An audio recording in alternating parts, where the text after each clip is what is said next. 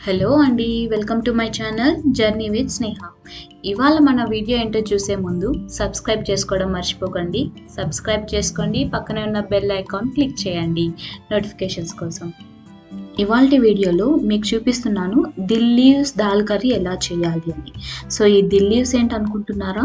ఇది గడ్డి జాతిలో ఒక రకం. తెలుగులో చెప్పాలంటే వీటిని సోయా ఆకు అంటారు. దీనివల్ల హెల్త్‌కి చాలా బెనిఫిట్స్ ఉన్నాయి. డయాబెటీస్ ఉన్న వాళ్ళకి ఇన్సులిన్ లెవెల్‌ని కంట్రోల్ చేస్తుంది. మన బోన్ హెల్త్‌ని ఇంప్రూవ్ చేస్తుంది. అలాగే ఈ దిల్ లీవ్స్ మీ దిల్‌కి కూడా మంచిదనుకోండి. మరి వీడియోలో చూపించినట్టు ఫస్ట్ ఆకునైతే కొంచెం వాష్ చేసుకొని చిన్న చిన్న ముక్కలుగా కట్ చేసి పక్కన పెట్టుకుందాం ఫస్ట్.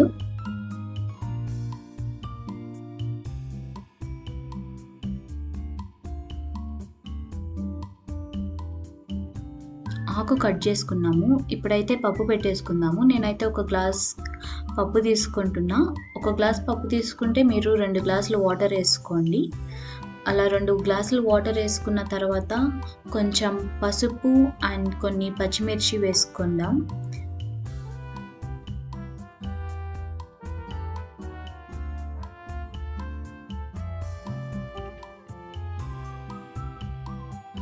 పచ్చిమిర్చి వేసాం కదా, ఇంకా స్టవ్ ఆన్ చేసి మనము ఒక 5-6 విజిల్లు వచ్చేంత వరకు పప్పుని ఉడికించేసుకుందాము. ఇలా కట్ చేసి పెట్టుకున్నాంగా సోయా ఆకు. సో ఇది పక్కన పెట్టుకొని మనకి దాని తర్వాత ఏం కావాలి అంటే ఒక ఆనియన్, ఒక టమాటో పెట్టుకుంటే చాలు. టమాటోని 4 పీసులు కట్ చేసుకోండి. ఆనియన్స్ మాత్రం చిన్న చిన్నగా కట్ చేసి పెట్టుకోండి పక్కన.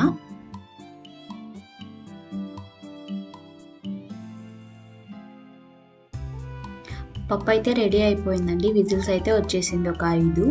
సో అది ఆవిరంతా అయ్యే లోపల మనము చింతపండు రసం రెడీ చేసి పెట్టుకుందాము. ఒక చిన్న లెమన్ సైజ్ అంత చింతపండు తీసుకొని అది వాటర్లో కొద్దిసేపు నానబెట్టండి. మీరు ముందుగా నానబెట్టుకుంటే ఓకే, లేకపోతే అప్పటికప్పుడు చేస్తున్నారంటే కొద్దిగా హాట్ వాటర్ వేసి నానబెట్టండి. సో త్వరగా అయిపోతుంది. సో చింతపండు నానేలోపు మనం బాండిల్ తీసుకొని ఒక 4 to 5 టేబుల్ స్పూన్ ఆయిల్ వేసుకుందాం. ఆయిల్ కొద్దిగా వేడెక్కిన తర్వాత అందులో మీరు కొన్ని ఆవాలు వేయండి.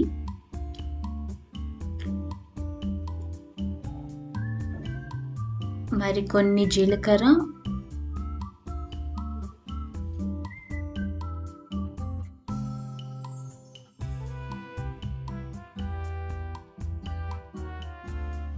అలాగే ఒక ఎండుమిర్చి తీసుకోండి.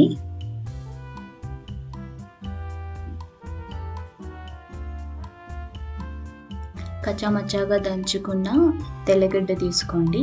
అవి కొద్దిగా వేగనిచ్చి కరివేపాకు, మీకు కర్రీ లీవ్స్ వేసుకోండి. ఒకవేళ కరివేపాకు పౌడర్ ఉంటే అది కూడా వేసుకోవచ్చు. నేనైతే ఆకు వేసుకుంటున్నా. కరివేపాకు వేసుకున్న తర్వాత అలాగే కొద్దిగా ఇంగువ యాడ్ చేసుకోండి.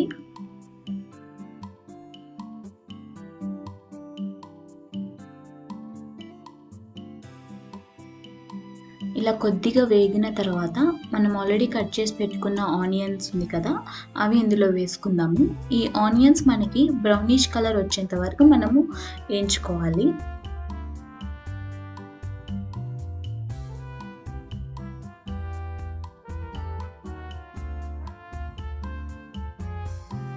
ఈ ఆనియన్స్ వేగుతుండగా మనం కొద్దిగా సాల్ట్ అయితే వేసుకుందాము. సాల్ట్ వేసుకొని అది ఆనియన్స్ కొద్దిగా బ్రౌనిష్ వచ్చేంత వరకు వేయించుకుందాము.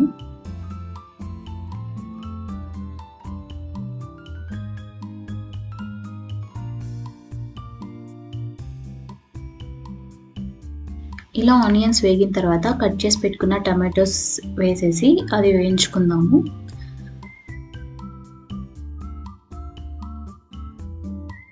టమాటోస్ వాడడానికి కొద్దిగా టైం పడుతుంది. సో ఈలోపు మనము పప్పుని రుద్దేసుకుందాము.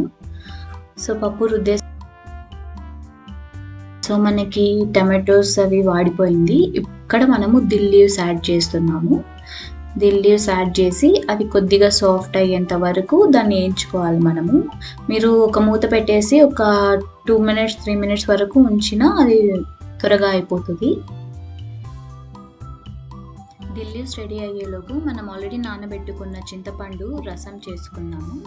బాగా కొద్దిగా వాటర్ వేసి బాగా దాన్ని పిండినారనుకో రసం వచ్చేస్తుంది. దానిలో ఉన్న పిప్పి తీసి మీరు పక్కన పడేయచ్చు. చూసారుగా మనకి దిల్ లీవ్స్ ఎంత సాఫ్ట్గా వచ్చేసిందో.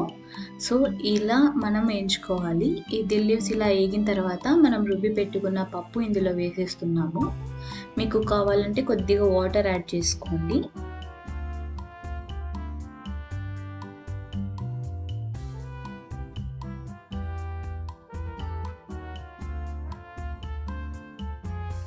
అదండి, పప్పు యాడ్ చేసుకున్న తర్వాత మనం ఆల్రెడీ తీసి పెట్టుకున్న చింతపండు రసంని ఇందులో యాడ్ చేసేస్తున్నాను.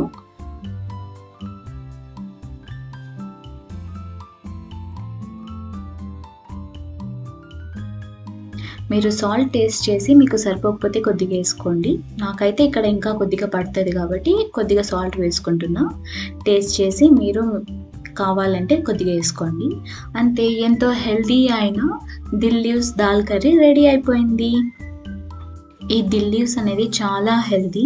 మీరు కావాలంటే ఇలా పప్పులో కాకపోయినా మీరు గార్నిష్కి కానీ ఎలాగైనా వాడుకోండి. బట్ ఈ దిల్ లీవ్స్ అనేది మీరు వారానికి 2 సార్లు తింటే చాలా మంచిది. నేనైతే ఇప్పుడు వేడి వేడి అన్నంలో ఈ దిల్ లీవ్స్ దాల్ కర్రీ వేసుకొని కుమ్మేస్తాను. మీరు కావాలంటే అన్నంలోకి వేసుకోండి, లేకపోతే మీరు రోటీ చేసుకుంటే రోటీలో కూడా వేసుకోవచ్చు. ఎంజాయ్. హెల్తీకి హెల్తీ, టేస్టీకి టేస్టీ. మీరు కూడా ఈ దిల్ లీవ్స్ ట్రై చేయండి. ఎలా ఉందో కమెంట్ చేయండి.